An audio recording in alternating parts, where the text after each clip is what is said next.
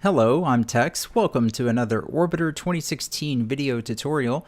For this one, we're not actually going to fly anywhere. This is going to be sort of a continuation on using the program Orbiter. And today we're going to talk about using the scenario editor. I did a previous video on how to install Orbiter 2016 and some add-ons. I'll put a card up at the top of the video now that you can click on to watch that video. But I suspect if you're already here seeing this one, you've already installed Orbiter. If you don't know what Orbiter is, definitely check it out. Check out the other video, install it, come back here and learn how to use the scenario editor. So with that said, let's just go ahead and open Orbiter. And the first thing I want to do is let's go to the modules tab. And I am running the D3D9 client, so your Orbiter may not look your Orbiter launchpad may not look exactly like mine.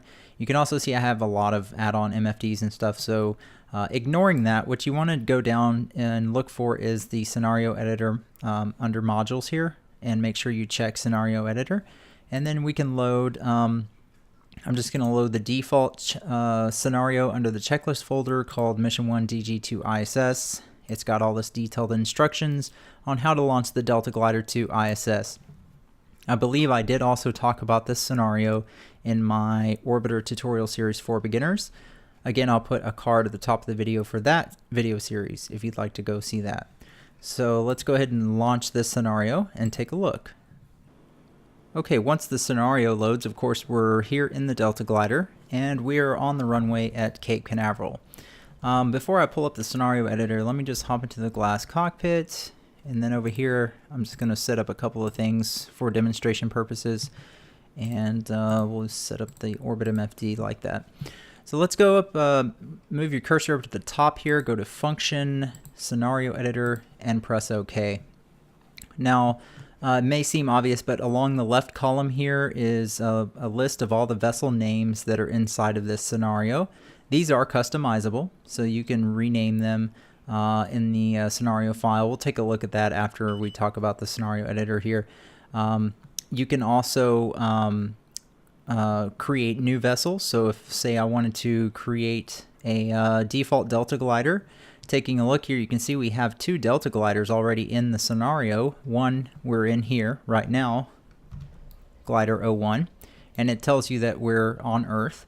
And it says Delta Glider right here, so this is referring to the configuration file that tells the scenario what vessel to actually load. These cannot be modified without editing your configuration files. But just clicking on any vessel in the scenario will shift the camera focus to that vessel, so we're actually technically still inside of Glider 01 back at Cape Canaveral, but when I click on a different vessel, our camera focus shifts to that vessel. So this Glider 02 is on the surface of Mars. So the final column, you can see where each of the vessels are located in the solar system. So let's say, for example, I want to create a default Delta Glider. Well, let's start there. So I can go to New, and then the first thing you have to do is give it a name. Now we have GL-01 and GL-02. Those names are taken. We cannot use those, but we could use GL-03, or we could call it whatever you want, but I don't think you can use spaces. It either has to be dashes or underscores. I may be wrong on that, but I'm pretty sure you can't use spaces. But I'll use text, and then if you just want to create the vessel but not actually get into the vessel when you create it, leave this unchecked. But if you do want to get inside of that vessel once you create it, go ahead and check that box, and then scroll down and choose the vessel you're going to create. Here is the default Delta Glider. You can see the nice thumbnail there, and we'll click Create. And there you go. It says text on the wing.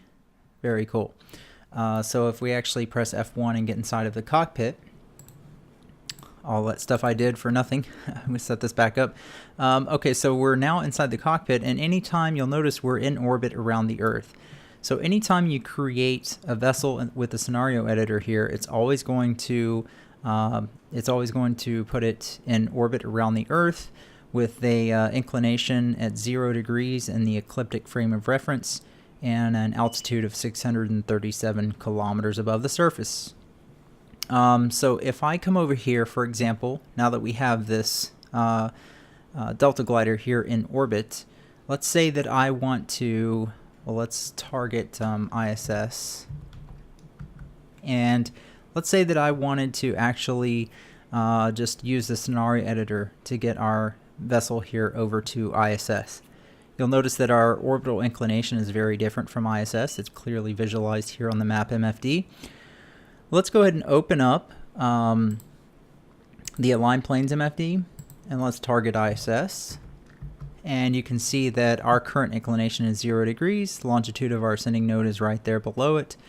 And we need our inclination and longitude of the ascending node to be the same as ISS for our plane to be aligned. So that's easy. We're going to go to Orbital Elements, again, modifying the Delta Glider we're in right now.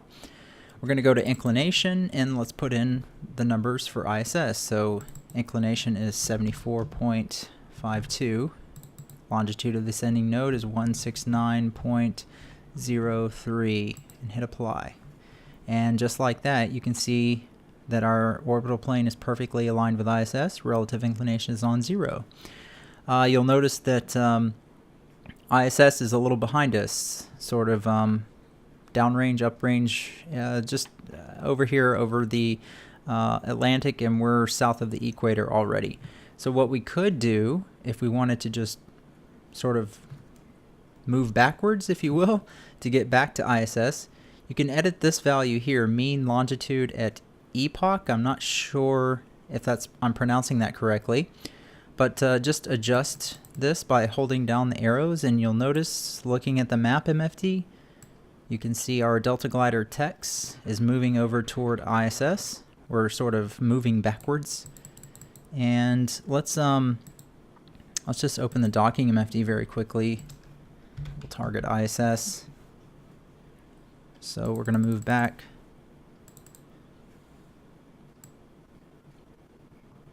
Move back a little bit more. So somewhere right here, we're pretty close. But then we have to remember that we're actually orbiting higher than ISS is. ISS is what? Let's take a look. Target ISS. So ISS is orbiting around, right now it's at 357 kilometers, and we're up at 630. So let's just lower our orbit altitude here down to 357, as close as we can get it. Just click this arrow, and we're almost there. So we are pretty much there, but we're a little bit ahead of ISS, so let's move ourselves back a little bit more. And open the docking MFD. So we're about 8 kilometers away. 3. That's pretty close. So ISS is somewhere right around here. Oh, you know what? We can hit HUD, and that'll help point it out. There it is. I mean, we were able to get pretty darn close to it just using the scenario editor. But if we wanted to just dock with ISS, you can also do that. So for example, we'll go to docking here. And of course, we're editing the vessel we're in here. First thing we need to do is open the nose cone. So let's press K. Now we are in this vessel, so of course we can press K to open the nose cone, but just a thing to note, you can open the nose cone, put landing gear down, etc. of any vessel in the scenario without being in that vessel by going to animations here. So we could have opened the nose cone by going here and pressing open, but we could also select like one of these Delta gliders, and we could go to animations and open their nose cones as well. So just keep that in mind. But anyways, we're going to go back to docking, and the first one here, docking port number 1, is referring to the vessel we are in.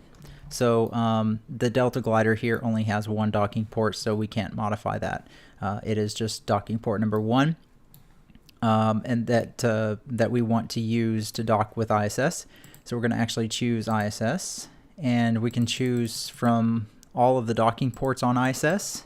And if we try to dock to a docking port that is already taken, it'll tell us when we press dock that we cannot do that. But I don't think anything is docked at ISS. The final option is to either bring the target to my position. So if we left it like this, it would bring ISS to us and dock us together. Or we could move ourselves over to ISS. We'll choose the latter and press dock. And just like that, we are now docked at ISS. So that's pretty cool. we'll leave our text Delta glider up here docked at ISS, and let's go back down to here. We're actually technically still inside of the text Delta glider, but since I have clicked on glider 01 in the scenario editor, the camera has shifted the focus to this Delta glider. Just give it a moment while the graphics load here. But jumping into the cockpit, and nope, that's not going to work. We need to press F3 and actually select glider 01 in order to get into the cockpit. I do want to be in the cockpit to show you this bit, so I did have to actually get inside of this Delta glider. I hope I'm not confusing you with that. But we are now inside of glider 01. Clearly we're in the cockpit. I do want to modify glider 01, so I'm going to press edit. And now we are modifying the current Delta glider we are inside. Let's set this back to orbit plane, and we'll leave no target there. And we'll open Orbit MFD on this side. So let's say we're here on the ground at Cape Canaveral, and we would like to put ourselves in orbit without having to go through this whole process of having to launch. So the easiest way to do that is to just go to Orbital Elements, and for the Earth, if you select kilometer right there, and here in the semi-major axis box, we're going to type in 6571.01. And eccentricity box, we're going to type in 0 and hit apply. You'll notice that it has put us in a perfectly circular orbit 200 kilometers above the surface of the Earth, and our orbital inclination is the same as it would be as if we had launched into a easterly launch heading from Cape Canaveral. So we're now safely in orbit 200 kilometers above the Earth. That's great. If we wanted to actually increase our orbit altitude, we could just click this up arrow and take a look at the Orbit MFD. You'll see that our altitude is increasing, and you can just hold that down until your desired orbit altitude is reached. Same thing goes with lowering your orbit altitude, but of course if you take it too low, you will put yourself back in the atmosphere. Let's say we want to put ourselves in orbit around another planet. So let's go to Venus. Now the thing you have to consider though is what to set the semi-major axis to the planet that you're actually trying to put yourself in orbit around. Every planet has a different size.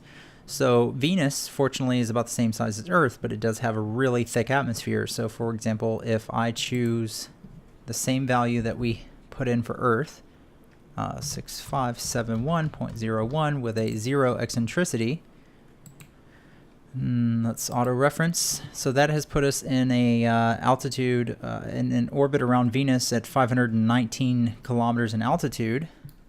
Of course, it's on the night side. But what you'll notice, let me see if I can speed time up without crashing into the atmosphere, and I guess we are high enough. My concern was that Venus's thick atmosphere would be a problem if I put in the same value for Earth, but apparently it worked out. I didn't know that. It's the first time I've tried that. So it is low though. You can see we're pretty darn low for this, the thickness of Venus's atmosphere. But I think you get the idea. So another example would be for Jupiter. So let's select Jupiter. There you are, Jupiter. Now, obviously, Jupiter is the most massive planet in our solar system. So really, I'm just guessing here, but let's say we put in 50,000 kilometers on the semi-major axis. I know that's not going to be high enough. We're going to put in eccentricity of 0, and when we hit apply, nope, it's not going to let you do it. And I believe, I'm not 100% positive on this, but I believe that's happening because we're telling the scenario editor to put us in orbit, but the altitude that we are telling it to put us at is actually inside of the planet. So it just won't work. It just gives you that error message. But I'm almost positive 100,000 kilometers will work. So 100,000 kilometers on the semi-major axis, eccentricity on 0 around Jupiter, hit apply, and yes, we are safely in orbit above Jupiter, but my lord, 100,000 kilometers compared to 6,571 kilometers above the Earth. And look at the difference. Jupiter is just massive. If we put ourselves 100,000 just for sense of scale here. Let's choose the Earth and go 100,000 kilometers, 0 eccentricity, and hit apply. Look how little Earth is. That's just crazy. I love that. Really puts things into perspective. One final example, let's choose Saturn. Same thing, we'll put in 100,000 kilometers. Saturn's everyone's favorite planet, right? Hit apply, and oh, that is just impressive. We're not even outside of the rings, so that would definitely be a problem. But very handy indeed if you want to create a scenario file, you want to move vessels around the solar system without having to actually fly them there. This is incredibly useful. Let's put our vessel here back in orbit around the Earth. So we're going to choose the Earth, and let's put it at our familiar 6571.01, 0 eccentricity, and hit apply. Let's jump into the cockpit, and let's put our reference back to Earth. Same with the orbit MFD. Okay, so now we are back in orbit around the Earth, and our glider is actually here over the Pacific Ocean. Other things that we can modify here is, of course, eccentricity. If we increase eccentricity, we'll have a more elliptical orbit. With it on 0, we have a circular orbit. Inclination. So if I click on the up arrow of inclination, you can actually see the value of inclination on the orbit MFD is changing here. But you'll also see that graphically illustrated on the map MFD. So I'll just hold that down. And you'll see the further I go with it, our orbit moves more toward a polar orbit at 90. There we go. And now we're actually in a retrograde orbit. So we're essentially orbiting the opposite direction that the Earth rotates. So that's pretty cool. We saw the importance, or how you can use inclination and longitude of the ascending node to adjust your orbital plane to match that of a target. Longitude of periapsis, that's something that I haven't really messed with. I assume this is going to move the longitude of our periapsis. Let's just click this and see what happens. It looks like that is changing our periapsis. You see eccentricity here is changing, but I'm watching the orbit MFD, and it does look like it's moving periapsis. I think actually this is periapsis here, but either way, if periapsis moves, apoapsis moves as well. So I believe that's all that changes. Quite frankly, I do not use that, but that is another value that you can adjust. Okay, so let's say we would like to put our vessel near, or let's say we'd like our vessel to basically just go to Mir, but not actually dock to Mir. We want to just put our vessel right by Mir. So what we can do is go to state vectors, and you have all of the vessels that are currently orbiting planets listed here. If I just double click on Mir, go outside, you can see that we are now crashed through the middle of Mir. But just by copying the state vector, we have moved our vessel to the same state that Mir is at this point in time. You can do that with any vessel. So if I click on Luna OB, it's that space station orbiting the moon. So now our vessel is basically here right by that space station, and so on. More on state vectors. Now, I haven't really messed with these very much. This is adjusting the state vectors for the XYZ values, and I believe this is velocity values. Again, I've never really messed with these very much, but the copying the state vectors from other vessels in orbit, extremely useful. Also, you can do the same sort of thing with vessels on the ground. So we have our Delta glider here. We could copy state vectors from glider 02 on Mars.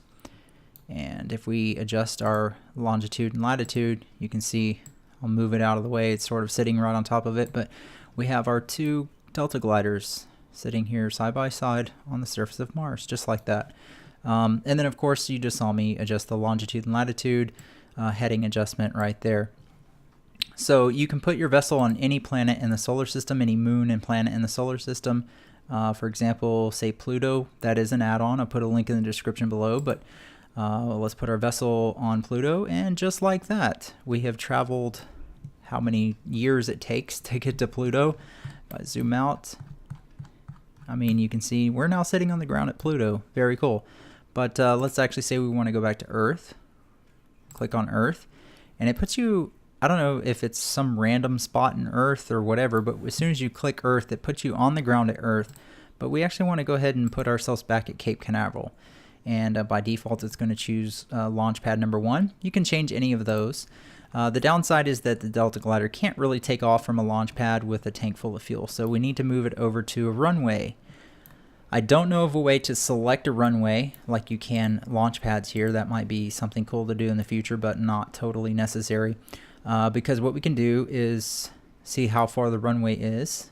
We can just use, once again, our longitude and latitude adjustments here, and just move our Delta Glider right over to the runway, like so. Just push the keys until you get what you're looking to achieve, and you can push the smaller arrows for smaller adjustments. You can move it into the center of the runway, and of course adjust your heading so it's pointing down the runway, and voila, there you go. We've now put our Delta Glider on the runway back at Cape Canaveral. Very cool. Let's see here. Okay, so we've covered orbital elements. We've covered pretty much state vectors. We understand what that is. Let's switch to, do I have a text is here at ISS? Okay, let's take our Delta Glider here, text, and we're going to undock it. So just undock like that. And let's go ahead and just jump inside of that.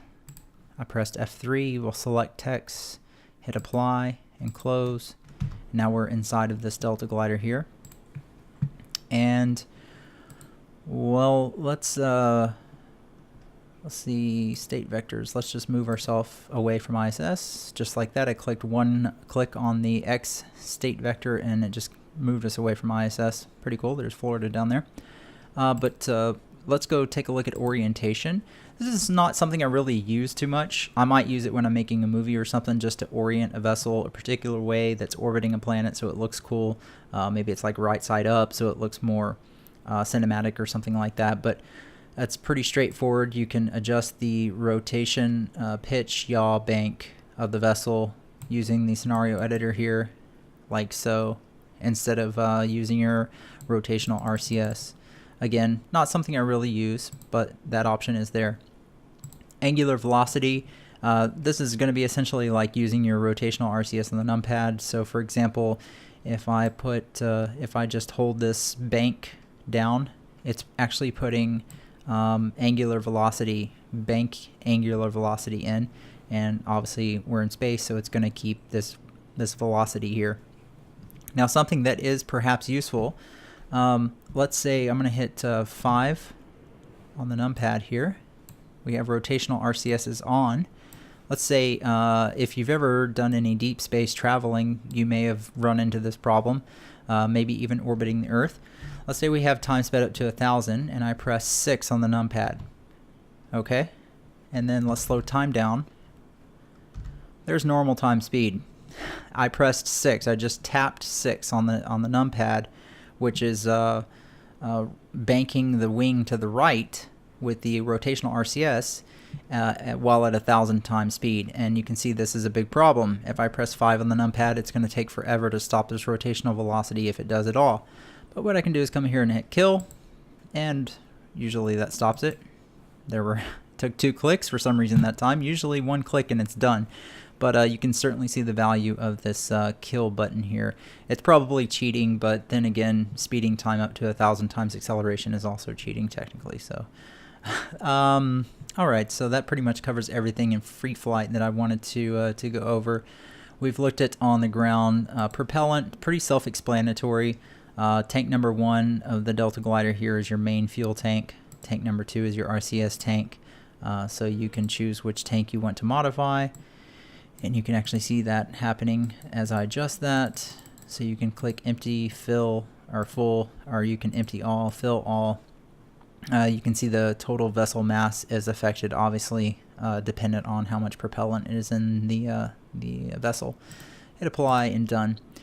So moving down to the very bottom, we have animations. I think I briefly talked about that, but once again, you can adjust various animations from any vessel without being in that vessel, so that is sort of handy.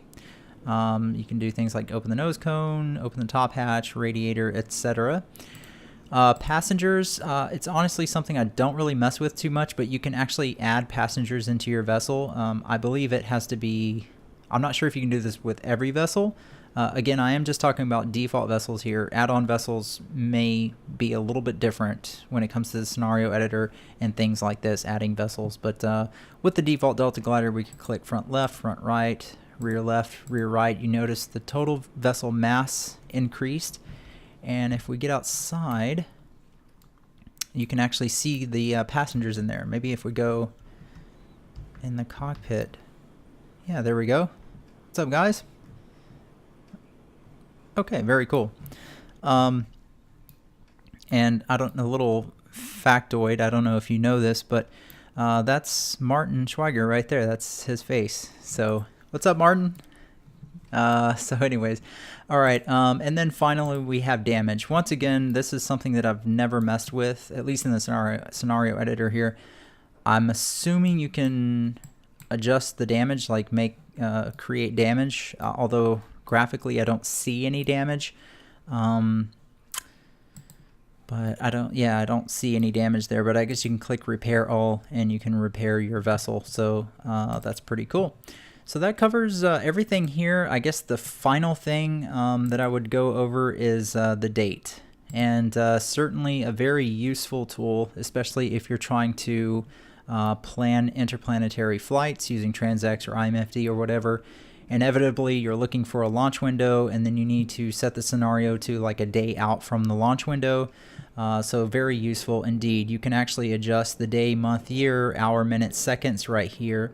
The scenario file actually uses modified Julian date. So if you're looking up here, you'll see the modified Julian date right here, and then a more familiar date and time above it. So keeping that in mind, let's just take a look before we wrap up the video at this scenario file that we're currently in right now. So we're going to close down the scenario editor, and we're going to close the simulator. And once you do close the simulator, let's say you just wanted to save the current state. You always have this current state scenario, which is the last simulator state when you ran Orbiter. But it's overwritten every time you start a new session. So let's just say we wanted to save this current state. So click on Save Current, give it a name. We're just going to call it Test, and we'll just put Test 1. Something simple and silly in the description. Now the description is not required. Scenario name is required. And then click OK. We're going to click on Exit. And let's go to wherever your orbiter is installed. For myself, I have a shortcut to my scenarios folder right here on my desktop.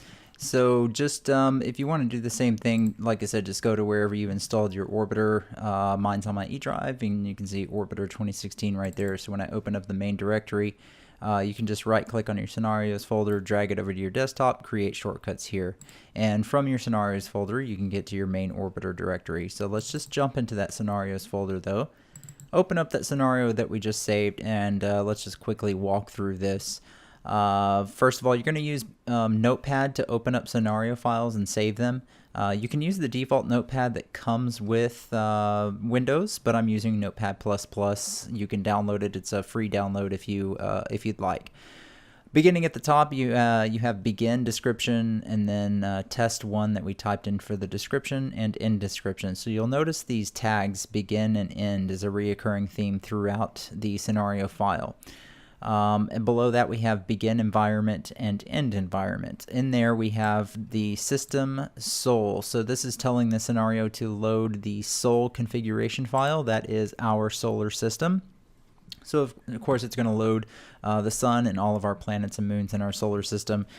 If you've downloaded an add-on, for example, that is a different solar system, then this would actually be called something different depending on what the add-on developer named the configuration file for that solar system.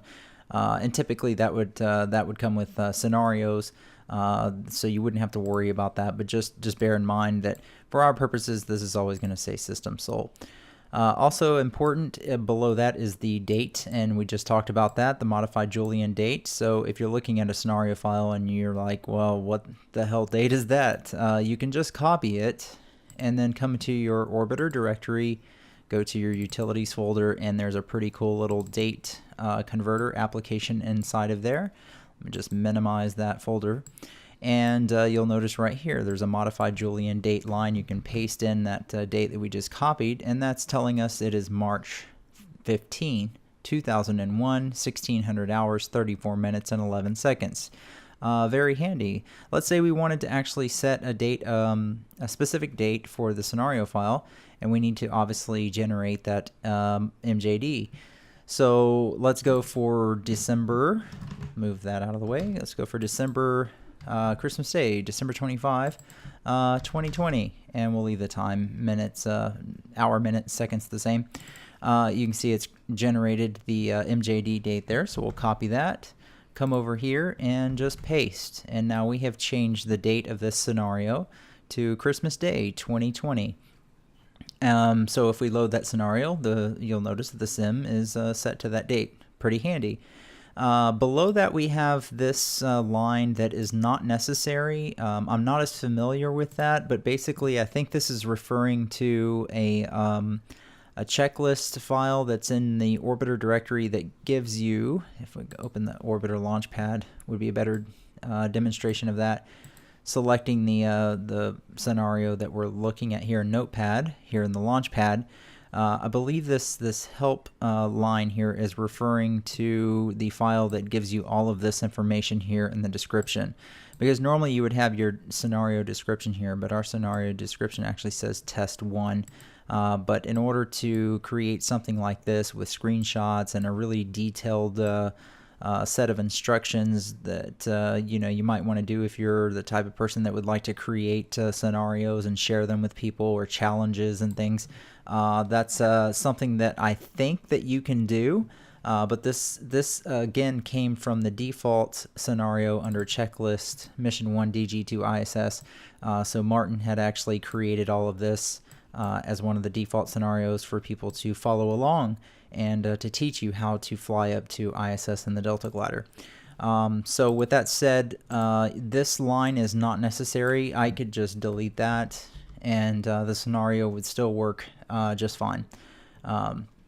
Next, we have begin focus, and this is just telling the scenario what ship you're actually going to be inside of when it loads.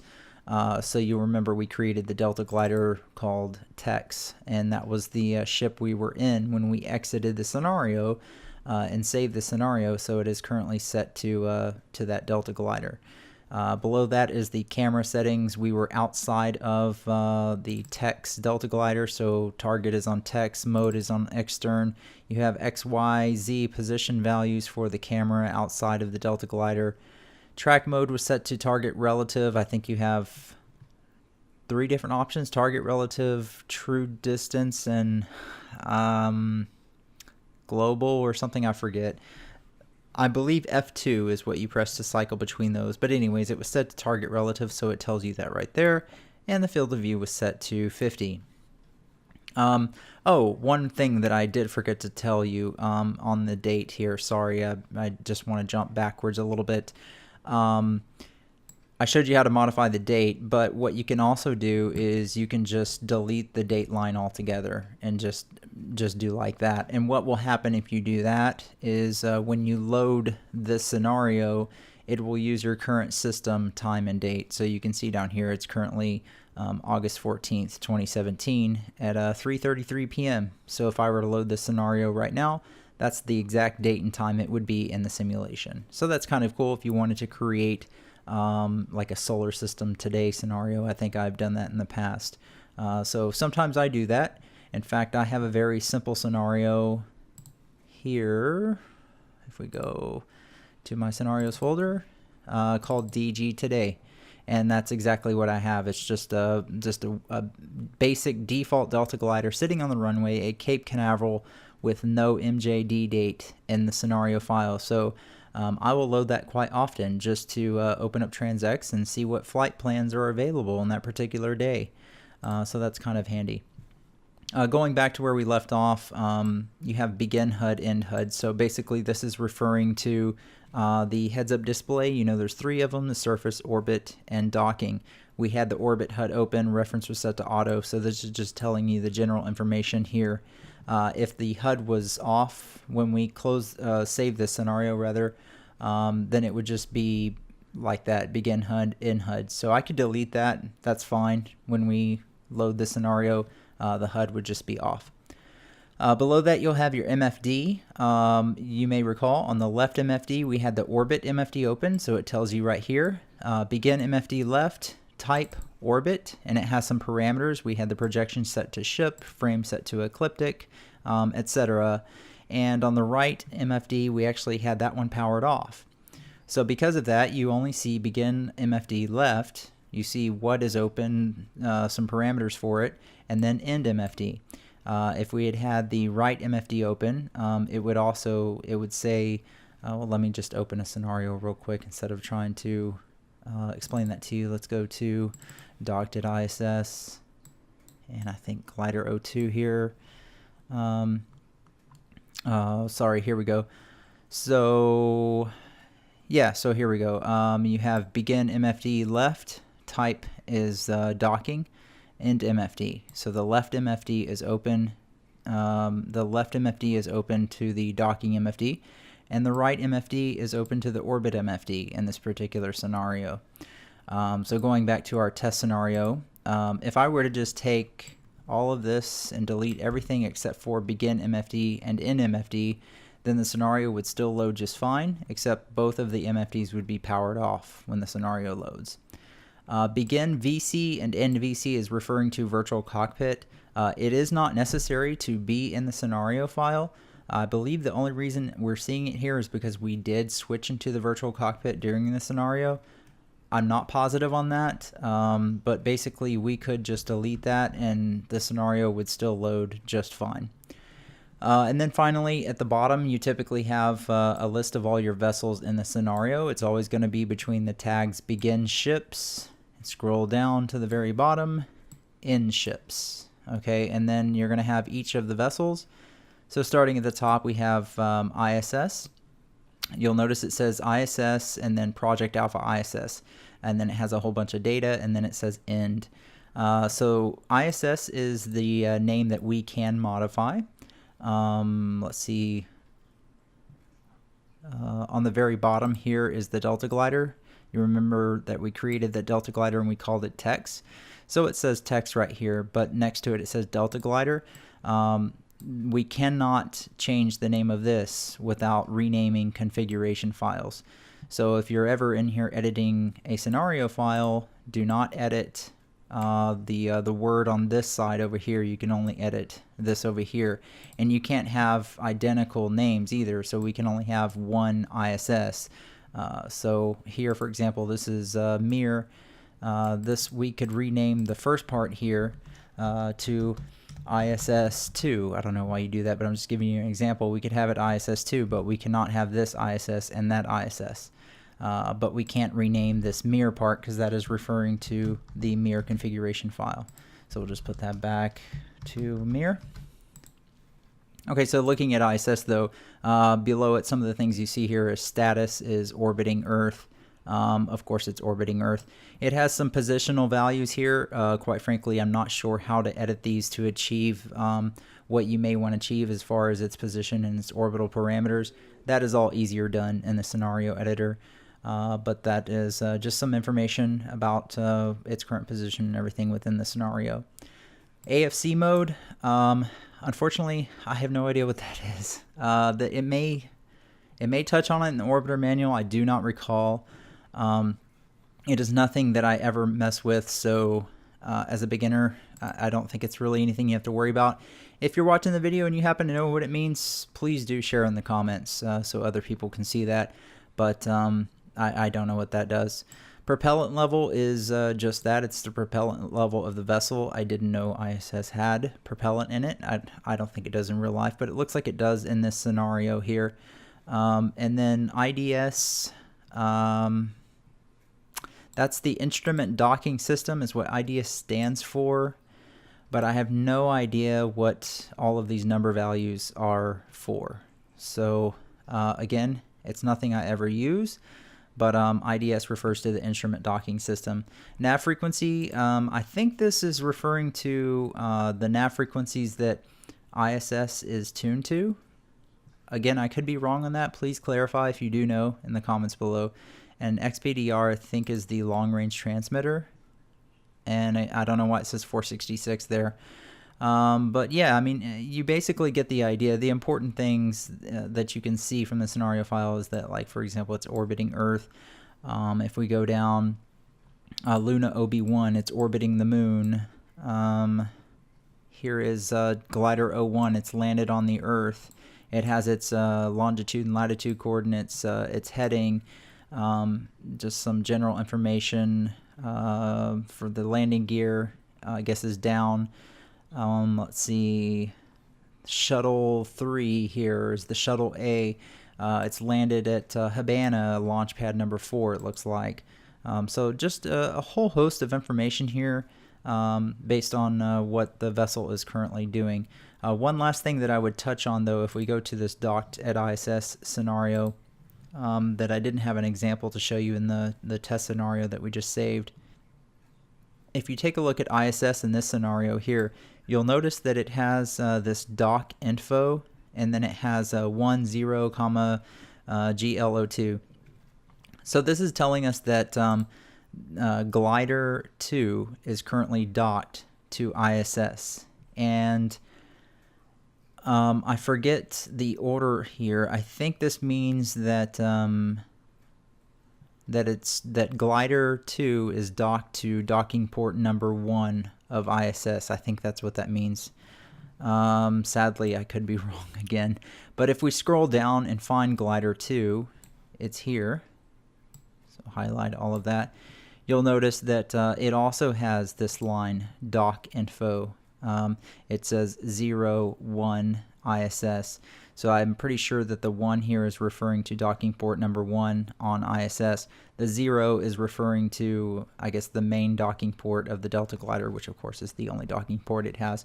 But just understand, when you have two vessels docked together, they're both going to have this this line in the scenario file for that vessel that shows that they are docked together. So yeah, I believe that will finally wrap up everything. This video ended up taking quite a bit longer than I anticipated. We're just going to close everything down here. But there was a lot to cover, and certainly hope that you guys found it useful. You can definitely see that you can do a lot with the scenario editor. I think I recall playing Orbiter 2006, and I don't remember it having a scenario editor. I could be wrong on that as well, but without the scenario editor, you can see how much more difficult it would be to edit things manually in the scenario file like that. So listen, guys, thank you as always for watching. I hope you guys are all doing really well, and until the next video, take care, and we'll see you then.